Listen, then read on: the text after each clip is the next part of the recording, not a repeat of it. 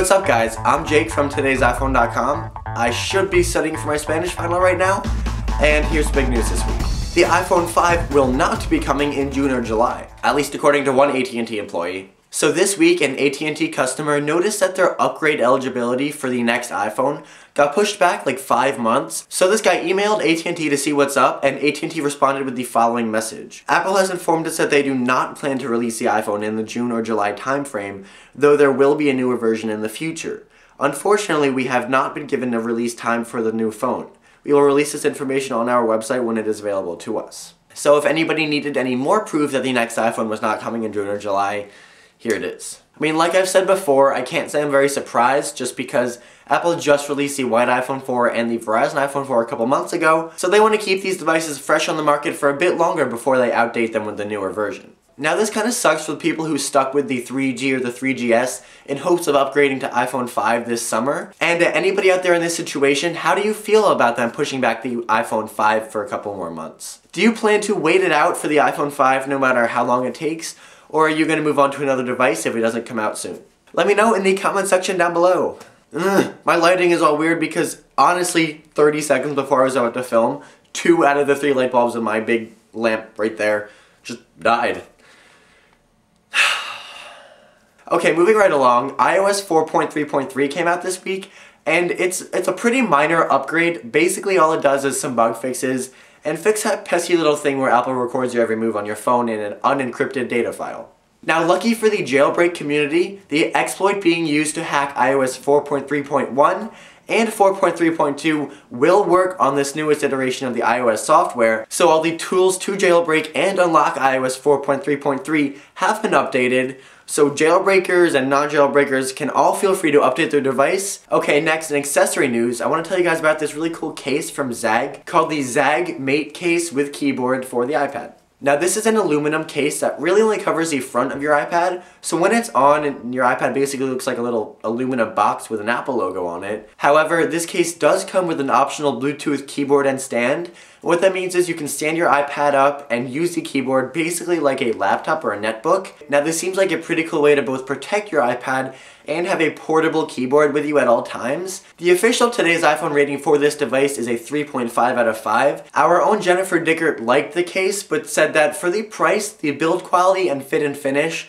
should have been higher. The price is kind of steep. It's $99 for the keyboard version and $49 without the keyboard. You can pick one of these up at zag.com. Alright, moving on. There's been a lot of controversy in the past regarding the whole 4G versus HSPA Plus thing. Some people say HSPA Plus should be considered 4G and some people think it should not. Well, this week AT&T is adding a whole nother level to this argument. Now they're releasing the Palm Veer 4G, which obviously they're marketing as a 4G device, and with that comes an extra data charge for the 4G network.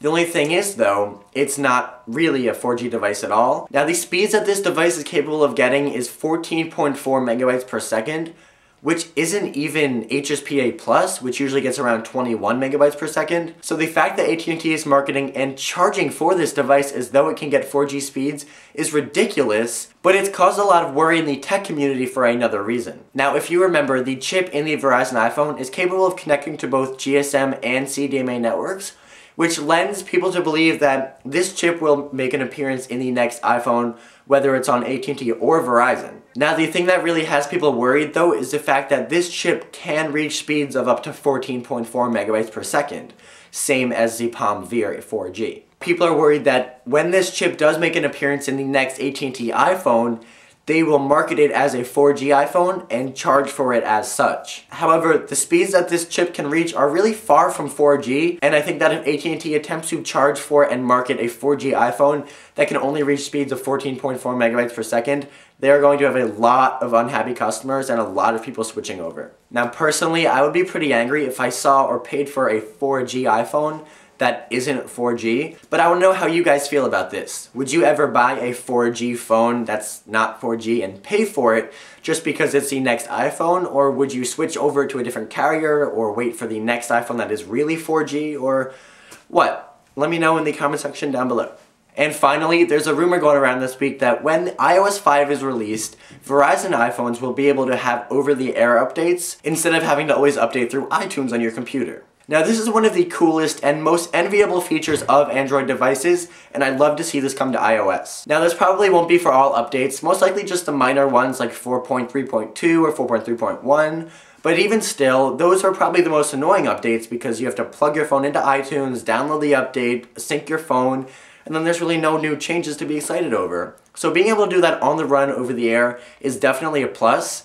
As of right now, it seems that this is limited to just Verizon iPhones. According to 9to5Mac, Verizon and Apple have been in talks about this for a while, but unfortunately there's no word on whether any other carriers like AT&T, for example, would be down for this or not. Now, a couple things that came to mind when I heard this story. One, as Cam points out, what would this mean for device backups, since when you plug your phone into iTunes it backs it up? He suggested that maybe you could do over-the-air updates through the cloud service that Apple's rumored to be announcing.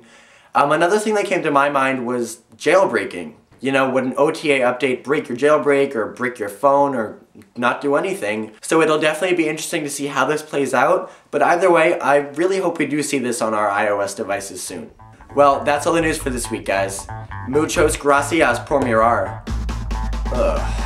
Thank you very much for watching, and don't forget to check out TodaysiPhone.com for more news, views, and reviews. And if you want to connect with me a little bit more and talk about the stories I talked about today, iOS, iPhones, or pretty much anything, you can follow me on Twitter at TodaysiPhone. Oh, and don't forget the links to all of these stories I talked about in this video, as well as a link to TodaysiPhone.com, are in the description down below.